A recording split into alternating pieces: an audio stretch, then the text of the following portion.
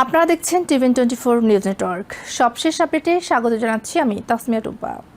মধ্যপ্রাচ্যে ইরানকে ঘিরে ক্রমেই জটিল হয়ে উঠছে ভূরাজনৈতিক পরিস্থিতি। আমেরিকা একদিকে সামরিক শক্তি বাড়াচ্ছে, অন্যদিকে কূটনৈতিক আলোচনাও চালিয়ে যাচ্ছে। ফলে অঞ্চল জুড়ে অনিশ্চয়তা উত্তেজনা একই সঙ্গে বাড়ছে। প্রেসিডেন্ট ডোনাল্ড ট্রাম্প প্রশাসন ইরানের ওপর চাপ বাড়াতে মধ্যপ্রাচ্যে নতুন করে হাজার হাজার সেনা পাঠাচ্ছে। বিমানবাহী রণতরী ইউএসএস জর্জ এইচ.ডব্লিউ. বুশ সহ প্রায় 6,000 সেনা ইতোমধ্যে রওনা দিয়েছে। পাশাপাশি আরও প্রায় 4,200 সেনা নিয়ে একটি মেরিন ইউনিট শিগগিরই সেখানে পৌঁছাবে। এই নতুন বাহিনী যুক্ত হয়ে মধ্যপ্রাচ্যে মার্কিন সামরিক উপস্থিতি আরও শক্তিশালী করবে। বর্তমানে বিশ্বজুড়ে প্রায় 50,000 মার্কিন সেনা ইরান সংক্রান্ত অপারেশনে যুক্ত রয়েছে। একই সময়ে হরমুজ প্রণালীতে নৌ অবরোধ জোরদার করেছে আমেরিকা, যা বৈশ্বিক জ্বালানি সরবরাহের জন্য অত্যন্ত গুরুত্বপূর্ণ পথ। তবে সামরিক প্রস্তুতির পাশাপাশি কূটনৈতিক প্রচেষ্টাও চলছে। হোয়াইট হাউস জানিয়েছে, যুদ্ধবিরতি বাড়ানোর জন্য আমেরিকা আনুষ্ঠানিকভাবে কোনো অনুরোধ করেনি, কিন্তু ইরানের সঙ্গে আলোচনা চলমান এবং গঠনমূলক পাকিস্তান মধ্যস্থতাকারী হিসেবে আবারও গুরুত্বপূর্ণ ভূমিকা পালন করছে। নতুন করে শান্তি আলোচনার সম্ভাবনা তৈরি হয়েছে এবং তা আবার ইসলামাবাদে হতে পারে বলে জানা গেছে।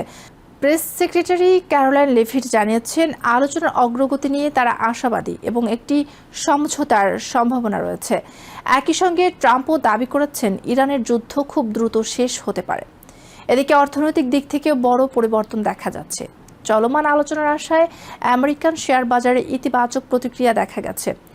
S&P এবং ন্যাসড্যাক সূচক রেকর্ড উচ্চতায় পৌঁছেছে, যা বিনিয়োগকারীদের মধ্যে শান্তির প্রত্যাশা বাড়ার ইঙ্গিত দেয়। অন্যদিকে ইরান পাল্টা পদক্ষেপ হিসেবে বড় ধরনের সিদ্ধান্ত নিয়েছে। দেশটির অনির্দিষ্টকালের জন্য পেট্রোকেমিক্যাল পণ্যের রপ্তানি স্থগিত করেছে, যাতে অভ্যন্তরীণ চাহিদা পূরণ করা যায়। এতে প্লাস্টিক, সার সহ বিভিন্ন শিল্প খাতে প্রভাব পড়তে পারে। একই সঙ্গে ইরান হুঁশিয়ারি দিয়েছে, আমেরিকার নৌ অবরোধ অব্যাহত থাকলে তারা পারস্য উপসাগর, ওমান উপসাগর এবং লোহিত সাগরে জাহাজ চলাচল বাধাগ্রস্ত করতে পারে। এতে বৈশ্বিক বাণিজ্য ও জ্বালানি সরবরাহ মারাত্মকভাবে ক্ষতিগ্রস্ত হওয়ার আশঙ্কা রয়েছে। ট্রাম্প প্রশাসনও অর্থনৈতিক চাপ বাড়াচ্ছে।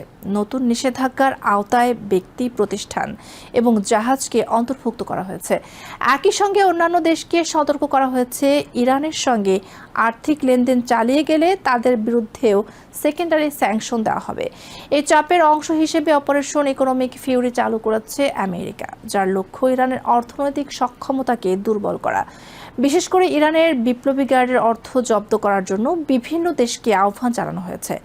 মাঠ পর্যায়ে পরিস্থিতি আরও জটিল হয়ে উঠছে। ইসরায়েলের প্রধানমন্ত্রী বেঞ্জামিন নেতানিয়াহু জানিয়েছেন, তারা যে কোনো পরিস্থিতির জন্য প্রস্তুত এবং প্রয়োজনে লেবানন ও ইরানে আরও যুদ্ধ চালাতে প্রস্তুত রয়েছে। এছাড়া লেবাননের সংঘাতও তীব্র হচ্ছে।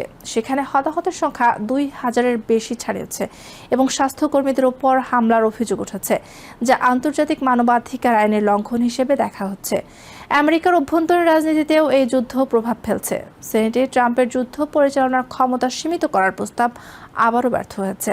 ফলে প্রেসিডেন্টের হাতে সামরিক পদক্ষেপ চালিয়ে যাওয়ার ক্ষমতা বহাল থাকছে। বিশেষজ্ঞরা বলছেন, দীর্ঘমেয়াদী নৌ অবরোধ কার্যকর রাখা কঠিন হলেও স্থল অভিযান আরও ঝুঁকিপূর্ণ হতে পারে। ইতিমধ্যে সম্ভাব্য অভিযানের মধ্যে রয়েছে ইরানের পারমাণবিক স্থাপনা দখল, উপকূলীয় অঞ্চল নিয়ন্ত্রণ এবং গুরুত্বপূর্ণ তেল রপ্তানি কেন্দ্রগুলো দখল করা। একদিকে আলোচনা এগোচ্ছে, অন্যদিকে সামরিক প্রস্তুতিও জোরদার হচ্ছে। এতে স্পষ্ট, মধ্যপ্রাচ্যের এই সংকট এখন এক গুরুত্বপূর্ণ সন্ধিক্ষণে দাঁড়িয়ে আছে। সামান্য ভুল সিদ্ধান্ত এই পরিস্থিতিকে আরও বড় আকারের যুদ্ধে রূপ দিতে পারে। নিউ ইয়র্ক থেকে সম্প্রচারিত TVN24 টেলিভিশন, বিশ্বজুড়ে বাঙালির কণ্ঠস্বর।